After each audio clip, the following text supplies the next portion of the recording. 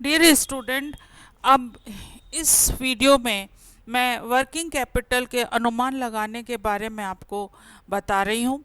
हमने पूर्व वीडियोस में कार्यशील पूंजी के महत्व, उनके प्रभावित करने वाले घटक के बारे में अध्ययन किया था। अब हम पढ़ रहे हैं कार्यशील पूंजी का अनुमान कितना होना चाहिए। कार्यशील पूंजी का अनुमान संस्था की भावी रोकड़ आवश्यकताओं का निर्धारण करना है ताकि संस्था के वित्तीय स्रोतों में आवश्यक तरलता बनी रहे।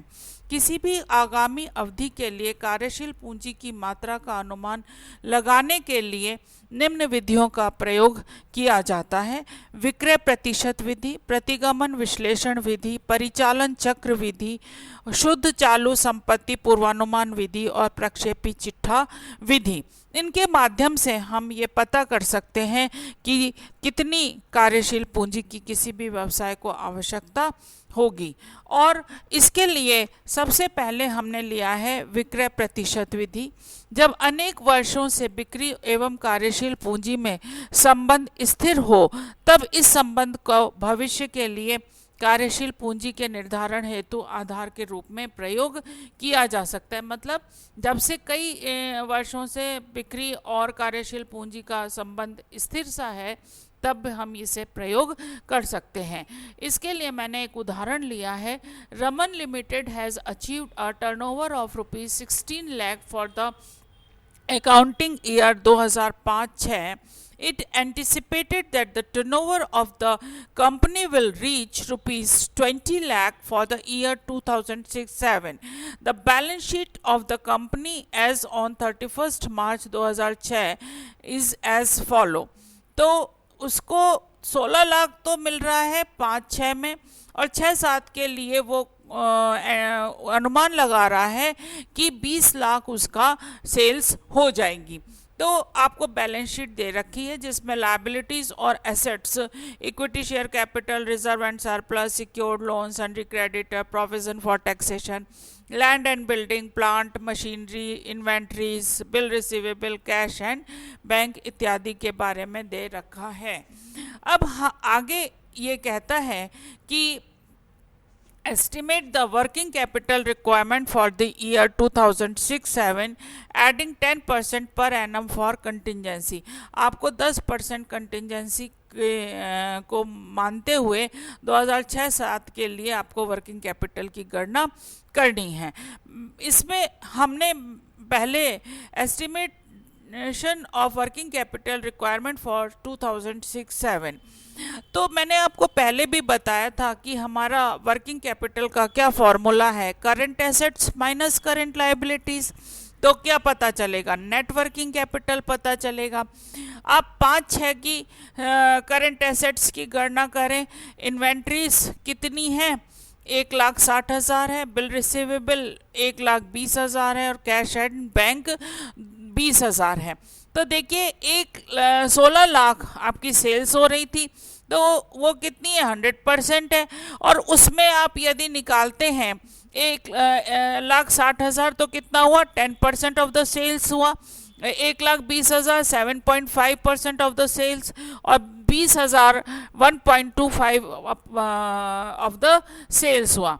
तो टोटल करंट एसेट्स कितने हैं? 3 लाख हैं, जिसका सेल्स का परसेंटेज यदि हम निकालें तो 18.75% होगा। सन्ड्री क्रेडिटर्स करंट लायबिलिटीज़ में 1,60,000 है जो कि 10% है, और प्रोविज़न फॉर टैक्सेशन 40,000 कितना होगा? 2.50।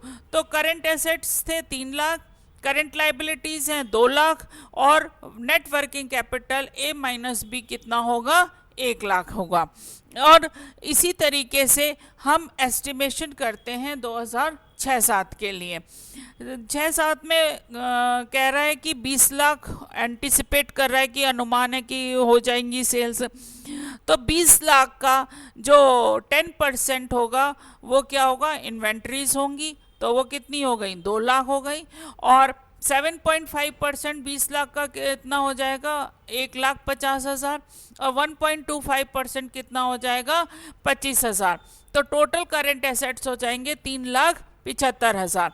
इसी तरीके से करेंट लाइबिलिटीज 20 लाख का हो जाएगा 10%, 2 लाख 2.5% हो जाएगा 50,000 और 2,50,000 करेंट लाइबिलिटीज हो जाएंगी। तो यदि हम करंट एसेट्स में से करंट लाइबिलिटीज माइनस कर देते हैं तो नेट वर्किंग कैपिटल कितना आता है, 1,25,000। और 10% वो कंटिजेंसीज की बात कर रहा है जो हमें जोड़नी है, तो 12,500 हमने इसमें जोड़ दिया तो टोटल कितना हुआ, 1,37,500 हुआ। तो इस तरीके से हमें ये पता चलता है कि नेट वर्किंग कैपिटल 2006-07 में क्या होगी, कितनी अनुमान लगाया जा सकता है। इसके बाद मैं नेक्स्ट विधि पढ़ा रही हूँ, प्रतिगमन विश्लेषण विधि। यह एक सांख्यिकी तकनीक है, रिग्रेशन मेथड के माध्यम से हम इसे पता करते हैं। इसमें मैंने उदाहरण दिया है, the sales of working capital of ABC limited for a period of 5 years are given below. 2001, 2, 2, 3, 3, 4, 4, 5 और 5, 6 के आपको सेल्स दे रखी हैं। जो करोड़ में है 128 करोड़, 176 करोड़, 208, 228 और 276 करोड़। और वर्किंग कैपिटल है 66 crore, 81 crore, 95 crore, 130 crore and 135 crore. Estimate the working capital requirement for the year 2006-07 if anticipated sales is rupees 290 crores using regression analysis method।